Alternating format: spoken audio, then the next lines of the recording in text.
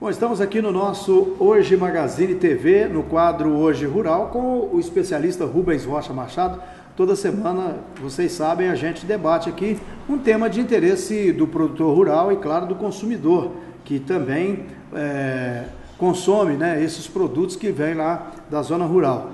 E o Rubens, hoje nós vamos falar sobre a questão de maturação de alimentos e tudo mais. Ô Rubens, boa noite, um prazer tê-lo aqui de novo. Boa noite, Luiz, prazer é nosso.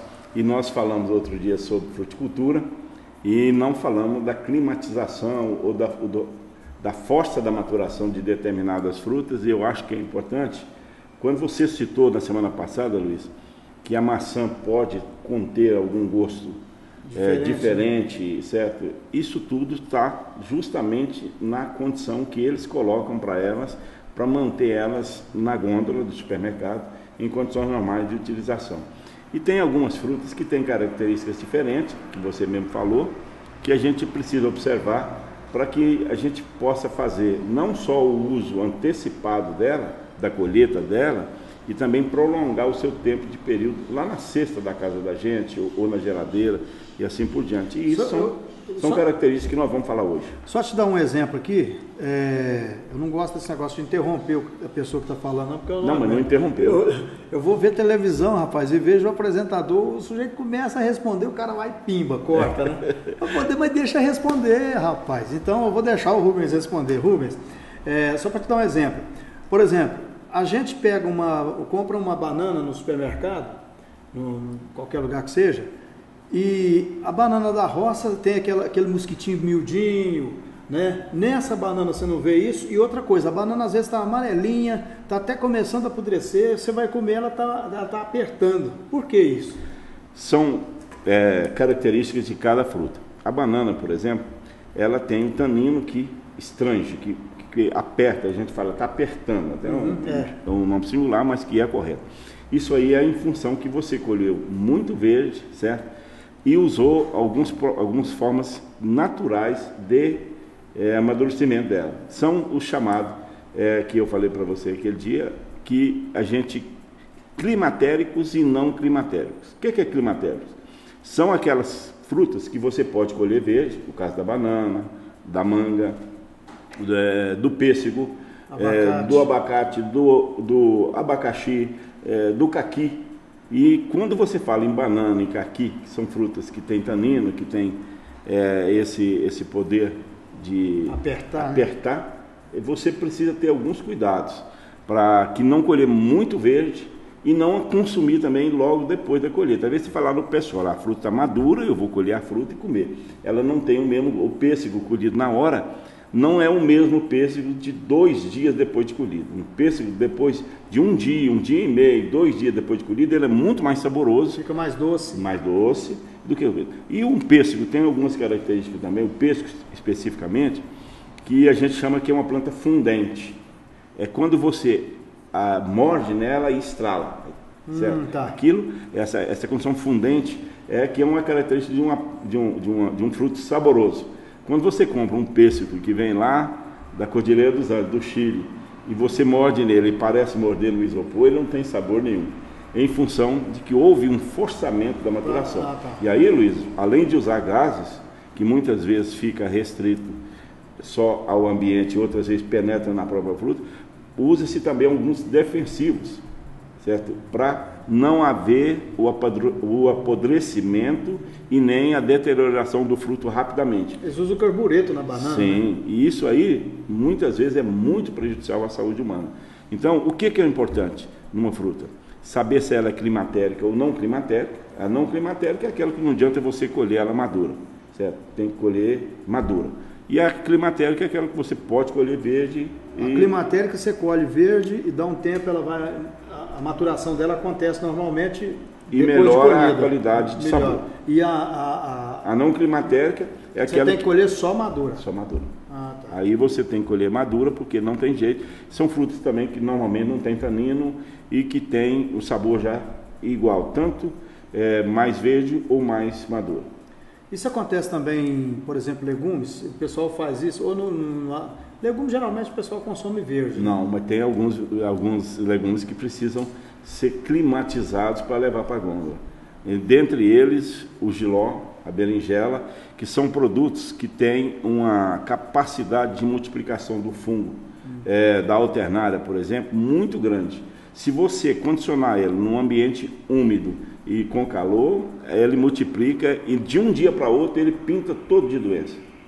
Perde. E aí também amadurece rápido. Agora, Rubens, como é que a pessoa que vai lá no supermercado, ela sabe, ou não dá para saber se aquela planta foi forçada, a maturação dela, se ela amadureceu forçada ou se não foi natural? Infelizmente, no olho não tem jeito, é só através da degustação mesmo.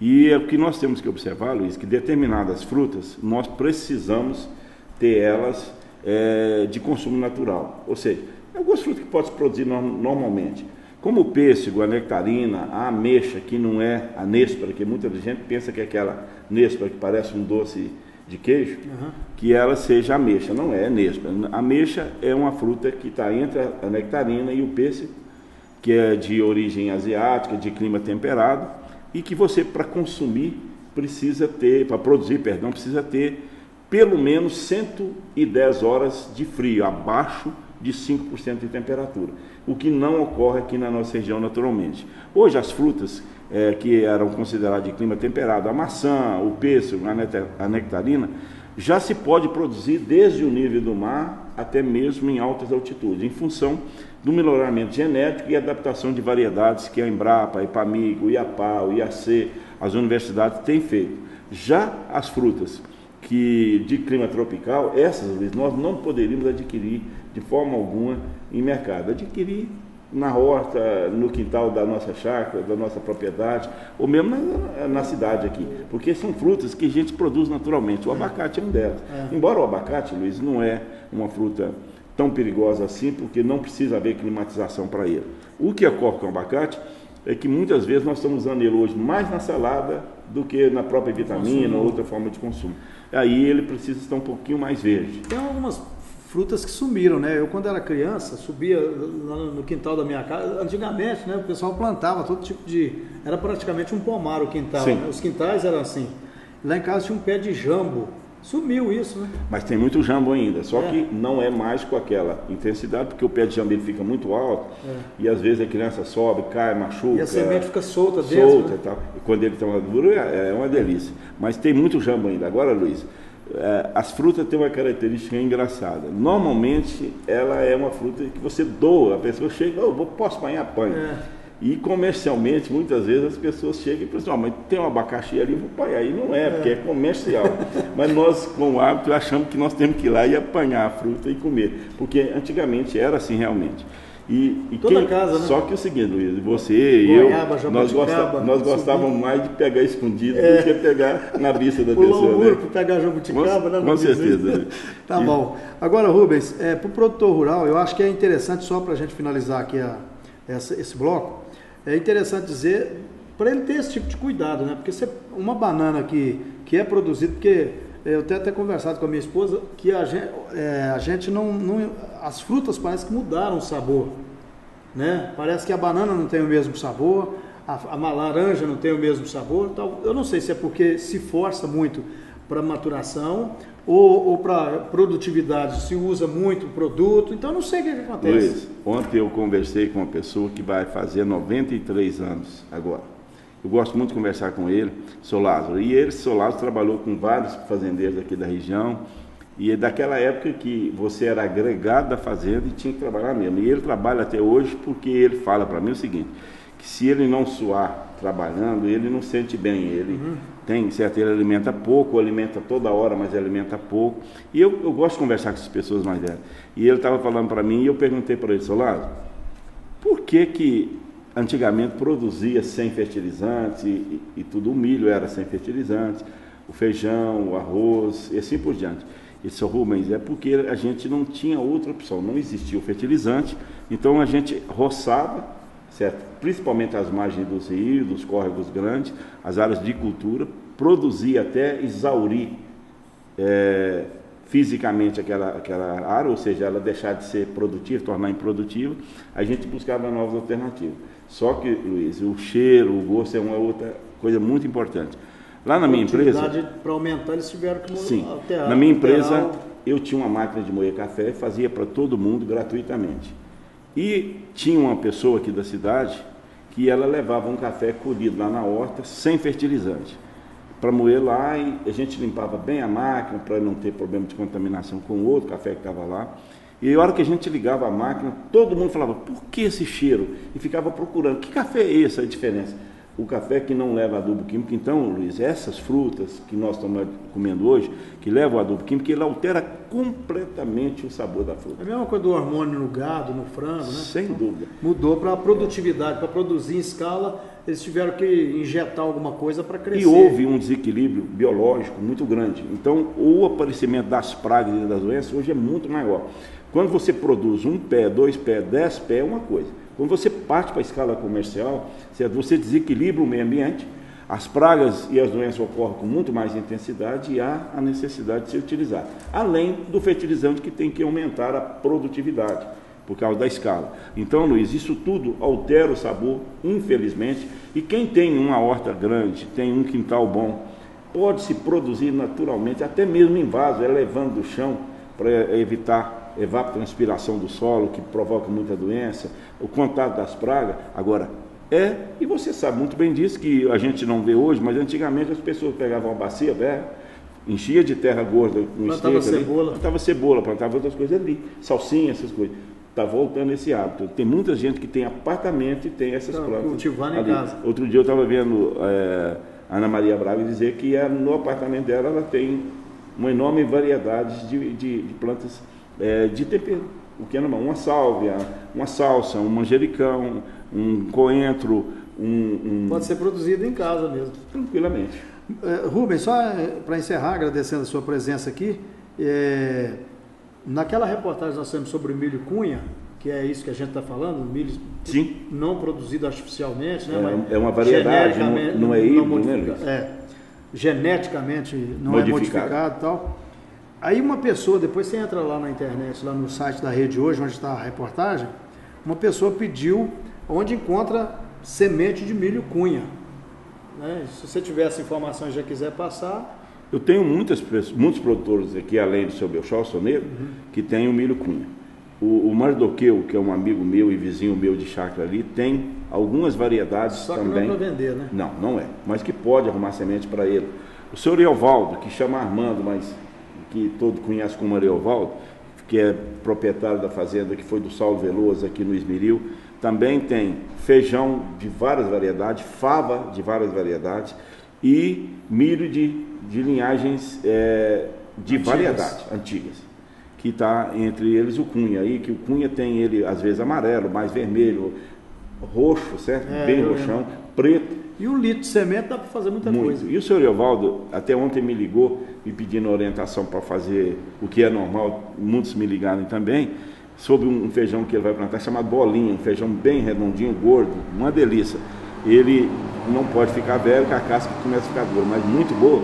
E dizendo que ele gosta de passar isso aí. Ele passou por um rapaz lá de São João de Serra Negra e o rapaz disse, olha, liga para ele, eu produzi tanto com isso e tal. Então, agora, eu quero falar para essa pessoa que vai assistir também o que nós estamos falando aqui, que a Embrapa tem uma enorme variedade de milho, lá em Sete Lagoas, no Centro Nacional de Pesquisa de Milho e Sorgo, que ela distribui variedades para os produtores. Por que essas variedades de milho cunha? Porque é através delas que se consegue o híbrido simples, o híbrido duplo, o híbrido triplo, são cruzamentos dessas variedades. E todas elas, o Luiz e telespectadores, é oriunda da região central da América Central, dos astecas, dos maias principalmente, dos incas, que eles é que cultivavam essas variedades. E até hoje, esse banco genético não pode ser extinto, porque se houver a extinção deles, lá na frente nós não vamos ter os novos híbridos, certo, resistentes a determinadas pragas e doenças, porque nós perdemos a origem, nunca se pode perder a origem. A Embrapa faz isso com muito carinho. Além disso, se essa pessoa quiser, eu posso conseguir para ela aqui, porque eu conheço muitos produtores que ainda cultivam o milho cunha, porque ele tem algumas características muito essenciais ao metabolismo humano, que eu falei para você, que é a lisina, o triptofano, que são aminoácidos essenciais ao metabolismo nosso. Legal, obrigado, Rubens. Um abraço para você. Obrigado a você e aos telespectadores. Um prazer enorme sempre estar com você aqui, Luiz. Prazer é nosso. A gente volta na próxima semana. Um grande abraço para você e uma boa noite. A chegada do asfalto no bairro Manuel Nunes foi um presente de Natal. Eu acho que mudou a segurança, o conforto das crianças poder brincar na rua. Com investimentos de mais de R$1 milhão, a Prefeitura de Patrocínio pavimentou todas as ruas do bairro Manuel Nunes, trazendo mais qualidade de vida e saúde para toda a população. Hoje melhorou 100%, graças a Deus.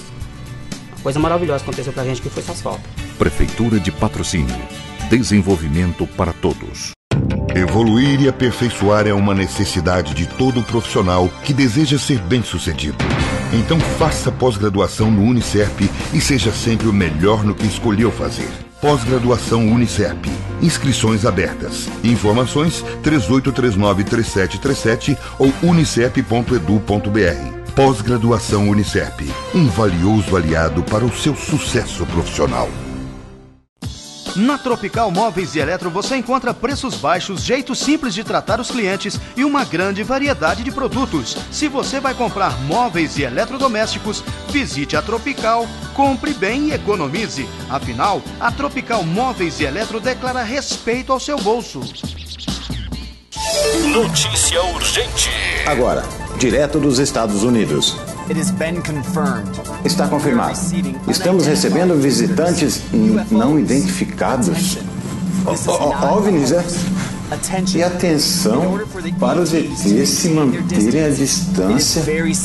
Que? Caraca, meu! Pode até ser ficção, mas na vida real é assim. Quem sabe sai na frente. IQBU Idiomas de Outro Mundo. Matrículas abertas.